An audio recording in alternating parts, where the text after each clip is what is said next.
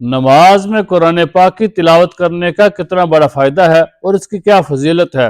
رسول اللہ صلی اللہ علیہ وسلم نے ارشاد فرمایا کہ نماز میں قرآن پاک کی تلاوت کرنا بغیر نماز کی تلاوت سے بہتر ہے، اور بغیر نماز کی تلاوت قرآن کے سبحان اللہ اور اللہ اکبر کی تسبیح پڑھنے سے افضل ہے۔ سبحان اللہ اور اللہ اکبر کی تسبیح صدقے سے افضل ہے، اور صدقہ روزے سے افضل ہے، اور روزہ جہنم سے بچنے کی ڈال ہے۔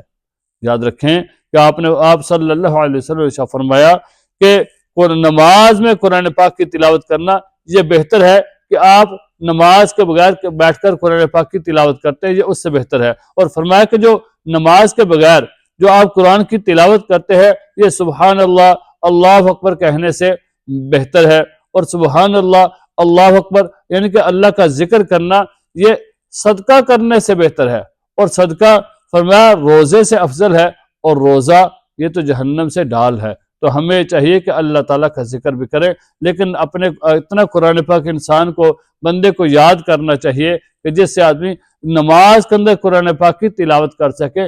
نماز کے اندر قرآن پاک تلاوت کرنے کی بہت زیادہ فضیلت بیان کی گئی ہے، اور جو آدمی قرآن کو یاد کرتا ہے اس کے لیے بھی بہت زیادہ اللہ تعالیٰ نے فضیلت بیان کی ہے۔ تو اللہ تعالیٰ ہمیں عمل کرنے کی توفیق عطا فرمائے۔